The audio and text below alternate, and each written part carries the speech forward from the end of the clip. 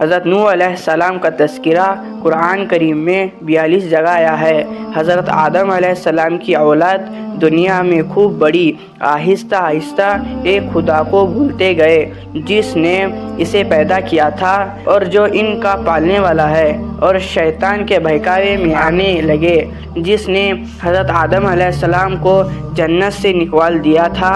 شیطان کے بہکاوے میں آ کر یہ لوگ بتوں اور آگ، سورج وغیرہ کو پوجنے لگے اور ایک خدا کے بجائے مٹی اور پتھر کے بہت سے خدا بنا لیے۔ اپنے ہاتھ سے اپنے خدا بناتے اور پھر ان سے مانگتے، حالانکہ یہ مٹی اور پتھر کے خدا اپنے لیے بھی کچھ نہ کر سکتے تھے، ان کے لیے کیا کرتے؟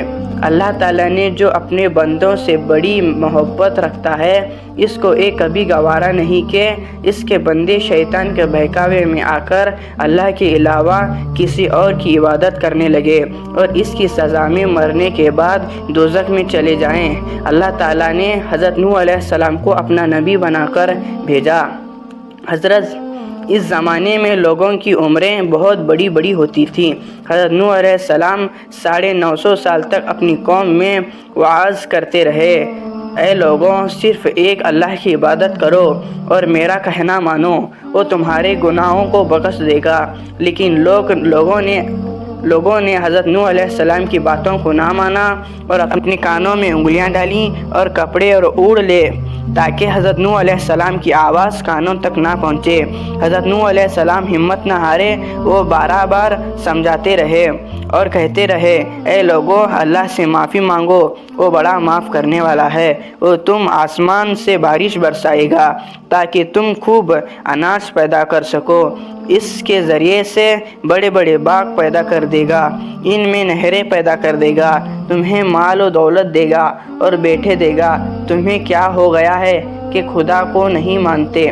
حالانکہ اس نے آسمان بنائے، چاند و سورج بنایا، اس نے تم کو مٹی سے پیدا کیا اور پھر اس مٹی میں ایک دن تم مل جاؤ گے اور پھر قیامت کے دن اسی مٹی سے تم کو دوبارہ زندہ کر دیا جائے گا۔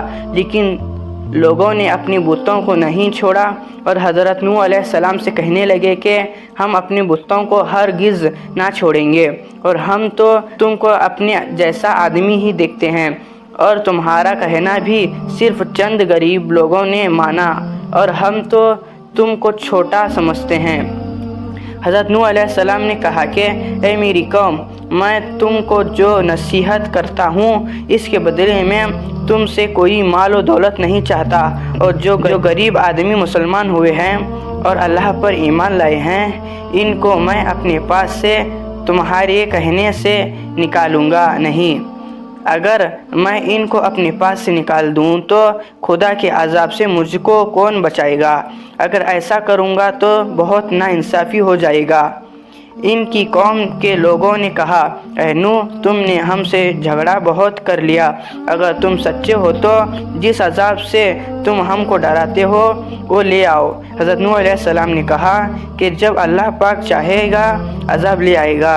اللہ نے حضرت نوح علیہ السلام کو وحی کے ذریعے سے حکم بھیجا کہ تمہاری قوم میں جو لوگ ایمان لا چکے ہیں ان کے علاوہ اور کوئی ایمان نہیں لائے گا، تم غم نہ کرو، ایک کشتی بناؤ۔ حضرت نوح علیہ السلام نے خدا کے حکم کے مطابق کشتی بنانی شروع کی، تو جب ان کی قوم کے سرداران کے پاس سے گزرتے تو ان کو کشتی بناتے ہوئے دیکھتے تو ان کا مذاق اڑاتے۔ حضرت نوح علیہ السلام ان کے مذاق کو جواب میں کہتے کہ آج مذاق کر لو، جب تمہارے پر اور عذاب آئے گا تو اس وقت ہم تمہارے پر مذاق اڑائیں گے۔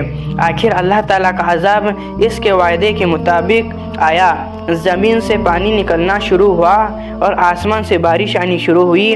اللہ تعالیٰ نے حضرت نوح علیہ السلام کو حکم دیا کہ سب جانوروں کا ایک ایک جوڑا کشتی میں سوار کر لو، اور جو لوگ تمہارے اوپر ایمان لائے ہیں یعنی مسلمان ہو گئے ہیں، ان کو سوار کر لو۔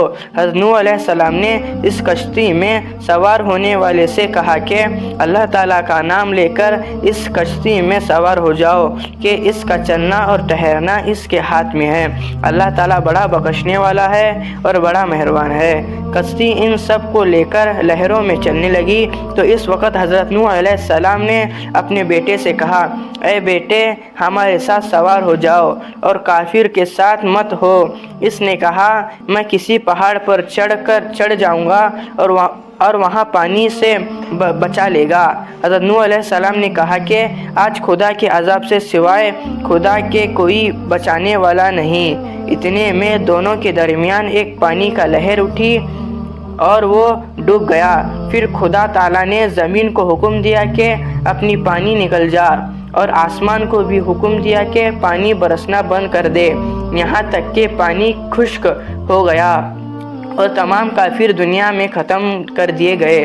حضرت نوح علیہ السلام کی کشتی کو کوہ جودی پر ٹھہرایا۔ حضرت نوح علیہ السلام نے اپنے پروردگار سے عرض کیا کہ اے میرے رب، میرا بیٹا بھی میرے گھر والوں میں سے ہے اور آپ کا وعدہ سچا ہے۔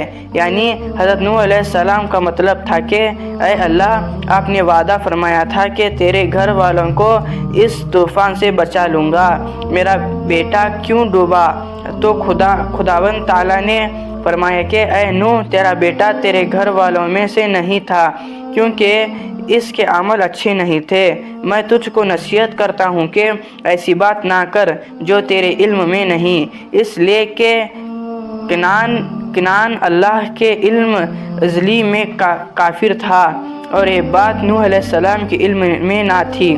حضرت نوح علیہ السلام نے اللہ پاک سے توبہ کی اور اپنے کہنے کی معافی چاہی۔ اللہ پاک نے ان کو معاف کر دیا اور حکم دیا کہ اے نوح، ہماری طرف سے سلامتی اور برکتوں کے ساتھ اتر۔ اس کے بعد حضرت نوح علیہ السلام نے اپنی امت دنیا میں بسی اور آہستہ آہستہ ان کے بال بچے آباد ہوتے گئے۔ یہ سب لوگ خدا تعالیٰ کی اطاعت کرتے رہے۔ زمانہ گزرتا گیا اور آہستہ آہستہ شیطان نے پھر بہکانا شروع کیا تو یہ لوگ خداوند تعالیٰ کو بھولنے لگے۔ حضرت نوح علیہ السلام جو اللہ تعالیٰ کے اتنے بڑے پیغمبر تھے، اپنے بیٹے کو اس کے برے کاموں کی وجہ سے اللہ کے عذاب سے نہ بچا سکے۔ اس طرح اگر ہمارے ماں باپ اللہ کے اتنے ہی ولی کیوں نہ ہو، اگر ہمارے عمل اچھے نہ ہو تو وہ ہم کو اللہ کے عذاب سے نہ بچا سکیں گے۔ ہم کو اپنے بزرگوں کی نیک عمل کا سہارا نہیں لینا چاہیے، بلکہ اللہ اور اس کے رسول صلی اللہ علیہ وسلم کے بتائے ہوئے کاموں پر عمل کر کے نیک بننا چاہیے۔ اس وجہ سے اللہ تعالیٰ نے قرآن مجید میں کہا ہے کہ اگر تم ایک ذرہ برابر بھی نیکی کرو گے تو اس کے بدلے ہم تم کو دیں گے، اور اگر ایک ذرہ برابر بھی برا عمل کرو گے تو وہ بھی تمہارے سامنے آ جائے گا۔